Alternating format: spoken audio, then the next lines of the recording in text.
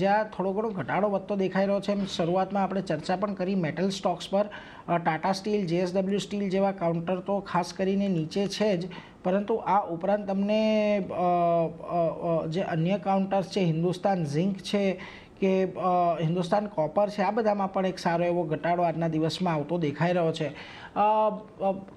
નિમેશજી, metal Stokes અહીંયાથી ખાસ કરીને કઈ રીતે ધ્યાનમાં રાખવા જોઈએ? કારણ કે જુઓ, અહીંયા આપણે જે પ્રકારે વૈશ્વિક બજારની અંદર ઉતાર ચઢાવ જોયા છે, એની સીધી અસર આપણને મેટલ સ્ટોક્સ પર આવતી જોવા મળી હતી. લાગે છે કે આ ઘટાડે મેટલ સ્ટોક્સમાં ઓપોર્ચ્યુનિટી બની રહી છે? મેટલ એઝ એ સેક્ટર તમે જુઓ તો થોડું અત્યારે અનસર્ટિનિટીના પગલે થોડું જે છે એને પ્રિડિક્ટ કરવું થોડું ડિફિકલ્ટ બની ગયું છે. કારણ કે તમે અત્યારે જુઓ તો ચાઇના અને USA જે ટેરિફ વોરમાં ઉતર્યા છે અને ચાઇનાએ સામું જે રિટ્રેટ કરી રહ્યું છે, એની એક સીધી ઇમ્પેક્ટ, જો એમાં કોઈ જાતનું સોલ્યુશન નહીં આવે તો સીધી ઇમ્પેક્ટ એવી જ બનશે કે આગળ જતા તમારું ઇન્ફ્લેશન વધશે ને ઇન્ફ્લેશન વધશે તો ઇન્ટરેસ્ટ રેટ, જે પ્રમાણે ગઈકાલે પવેલ સાહેબના સ્ટેટમેન્ટ પણ હતા કે અત્યારે ફેડ માટે પણ ચેલેન્જિંગ સમય આવી રહ્યો છે, તો એને પગલે ક્યાંક ને ક્યાંક જે છે માર્કેટ થોડું અનસર્ટેન લઈ રહ્યું છે. અને જો જીડીપી ક્યાંય અફેક્ટ થાય છે તો US અને ચાઇનાની બંનેની, કારણ કે બે બહુ મોટી ઇકોનોમી છે ગ્લોબલની અંદર, અને એ બે વચ્ચેની લડાઈની અંદર ક્યાંક ને ક્યાંક મેટલ સ્ટોકમાં જે છે એ અનસર્ટેનિટી દેખાઈ રહી છે. એટલે હું માનું છું કે વોલેટિલિટી રહેશે મેટલ સ્ટોકની અંદર.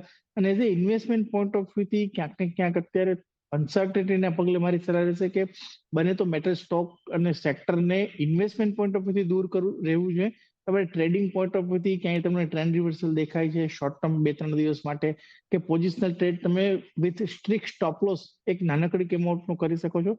પરંતુ as a investment point of વ્યૂથી અનસર્ટેનિટીના પગલે મારી સલાહ રહેશે કે અત્યારે long term investment point of વ્યૂથી દૂર રહેવું છે. લોંગ ટર્મ ઇન્વેસ્ટમેન્ટથી થોડું દૂર રહેવું જોઈએ મેટલ સ્ટોકની અંદર, એટલે એના પર એક ખાસ ફોકસ અહીંયાથી રાખતા રહેજો. પરંતુ આજના દિવસે જો આપણે ખાસ કરીને મેટલ સ્ટોક્સની ચર્ચા કરીએ તો તમને આજે મોટેભાગે બધી જગ્યાએ ઘટાડા તરફી જ કારોબાર જોવા મળી રહ્યો છે. વિરાટજી, અહીંયા તમને કશે ઓપોર્ચ્યુનિટી દેખાઈ રહી છે કે પછી અત્યારે તમે પણ થોડું મેટલને ટેકનિકલી અવોઇડ જ કરશો?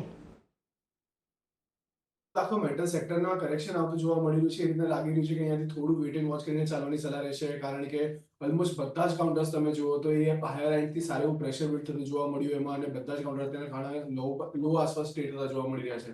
JSW સ્ટીલ જોઈ લો, ટાટા સ્ટીલ જોઈ લો, ઇનફેક્ટ એની સામે જુઓ તમે વેદાંતા છે, હિન્દાલ્કો છે, હરેકમાં એક સારું પ્રેશર આપણને બધું જોવા મળી રહ્યું છે. તો ફિલહાલ માટે તમે અવોઇડ કરીને ચાલી શકો છો. એક વખત માટે કન્ફર્મેશન મળે કે થોડું સ્ટેબલ થતું જોવા મળે છે, વોલેટિલિટી થોડી રિડ્યુસ થાય આ પર્ટિક્યુલર સેક્ટરમાં, એના પછી આપણે એના પર લોંગ કરવાની સલાહ રહેશે, પરંતુ ત્યાં સુધી વેઇટ એન્ડ વોચ કરીને ચાલવાની સલાહ રહેશે. એટલે જુઓ, અહીંયા આપણને મેટલ તરફેથી ટેકનિકલી પણ થોડું અત્યારે વેઇટ એન્ડ વોચ કરીને ચાલવાની જ સલાહ બનતી દેખાઈ રહી છે, એટલે એના પર એક ખાસ નજર રાખતા રહીશું. પરંતુ આગળ વધીને